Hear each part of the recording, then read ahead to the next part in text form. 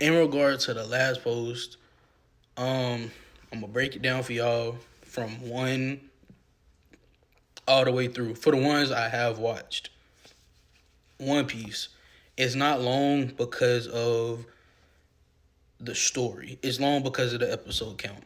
That's two different things. Plus, you got to look at it. The opening for the show, it don't start off. The opening of the show is literally the opening music, which is damn near 4 minutes. You can skip that. The ending music is 2 minutes. You can skip that too. That's like 15 to 18 minutes of watching something. And if you can rewatch Grey's Anatomy, if you watch it, then you can watch One Piece. You know what I'm saying? I know people who's watched Grey's Anatomy multiple times over and over again, season by season, but complain about One Piece.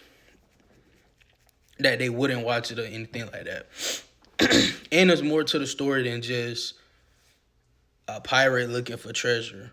It's so many elements. Like there's wars, racism, a lot of things that happen in our society from over the years happens in this show, and it shows like it's different ways about going about things. It's not always violence. It ain't always taking something from somebody else or anything like that. Them saying Dragon Ball has no story. You have to start with OG Dragon Ball first. A lot of people who say Dragon Ball has no story has literally watched clips of it or has only seen power ups. If you watch OG Dragon Ball all the way through, you will get why it's the way it is now. A lot of people only watch Dragon Ball Super. How you gonna watch the last thing that was made, but not start from the beginning? You know what I'm saying? You got to start from when Goku was a jit, and then when he grew up. You feel me? You'll understand. Um, Demon Slayer carried by animation. Don't get me wrong, they animation is crazy good. Everything about it is good. I'm not gonna lie, in terms of the fight scenes and stuff like that. But the first two seasons, the fights were okay animation wise. The animation studio got switched actually, if we being real. But the fights in season 3 on forward are heavily carried by animation, but the choreography good. And in it, without them fighting and it's just being a regular day, the episode can get boring. I'm not gonna lie, it can get boring, but it's still more to take from the story as well. It's a My Hero Academia. The fandom ruins it. Yes, I was in the My Hero Academia fandom. Motherfuckers is always putting like no, not even no crazy shit, but they're teenagers, and you putting two teenage boys together. Like, how sick of a person are you to put two teenage boys together and say that you want them to be together and shit like that? It's nothing. It's about superheroes fighting. Like, it's like a Marvel movie. It's dead as like a Marvel movie or TV show, and that's the first thing you think of. Not to mention the shit that I've saw that has nothing to do with the show, but people fan made and stuff. Like, they just weird. They overly weird in that shit. Um, Naruto has too much filler. Yes, I 100% agree with that. Naruto has filler. I'm not gonna lie. A lot of the filler wasn't called for. I feel like a lot of that filler could have been put with characters' backstories instead of waiting to the war arc to show everybody's backstory. I feel like they kind of played with that. You know what I'm saying? Like the Itachi's backstory and things like that could have been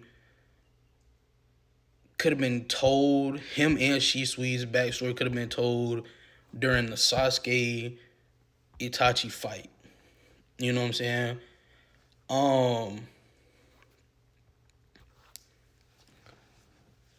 it's a lot of. It's hard to say. Kakashi's backstory could have been told way sooner before too. You know what I'm saying? A lot of them really could have. Fairy Tale, The Power of Friendship. I haven't watched that much of Fairy Tale, but a lot of their power ups come from them wanting to protect their friend and shit.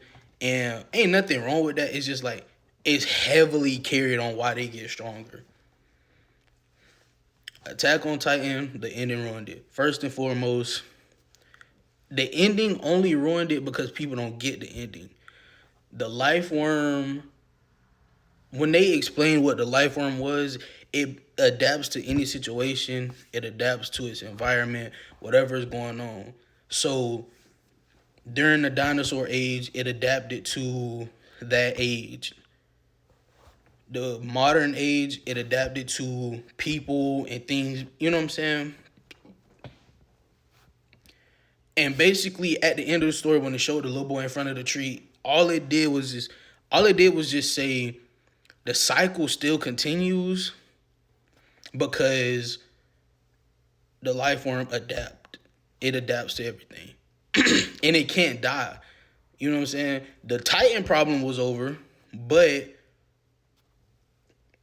that worm is still living. And I know people like, well, it left on a cliffhanger. It did, but it also it was a cliffhanger, but wasn't at the same time. Because don't nobody know that it was back in that tree because it didn't show it was. It just showed the little boy looking at the same tree that Emir fell in. Black Clover copied Naruto. Haven't watched Black Clover to even know. Haven't watched Black Clover to even know at all. JoJo's design look fruity. Yes, it do. It do. A lot of people say it's good, but the clips I've seen, yeah, it does. Like the nigga with the ball in his mouth, yeah, that shit looked crazy. I don't even, was that candy or what? I don't know, but yeah, it looked crazy. JJK bad writing, most definitely. Character wise, yes. Character wise, yes. You have a character that you've made strong in a lot of different ways. He's made strong overall, like in every aspect. The only way you thought about giving the main character the front giving the main character the front seat is by killing him off. It's kind of crazy. Cause you could have done anything besides that. It's a whole bunch of different ways, like, you know, whole lot of different ways. But I guess to each his own. Every character though. Matter of fact, no. The writer would rather kill off characters than do something else to them. Which is crazy. Because in the first season, you see one of the characters that's in the opening intro and all that.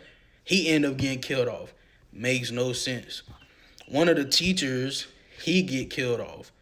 Made no sense. One of the people that was a classmate of the main character, she gets killed off, I guess. It's still not confirmed. But she gets supposedly killed off or severely injured. And it's like, damn, that's all you can do is just write motherfuckers to get clapped. Like, that's all you can do is just write motherfuckers to get clapped. And it's crazy.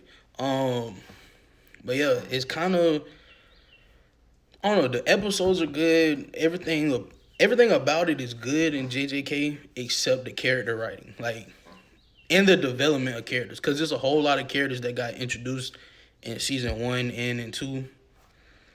But you're not developing them like how it should be. Like with Naruto, they developed each and every character in their own way. JJK, they only developed 2 to 3 characters, maybe 5 from season 1 or 2. No cap. But that's just my take on it, and you know what I'm saying? If you decide to watch one of these, you can ask me how I feel about it overall, and I'll tell you. And I'll tell you the things to watch out for.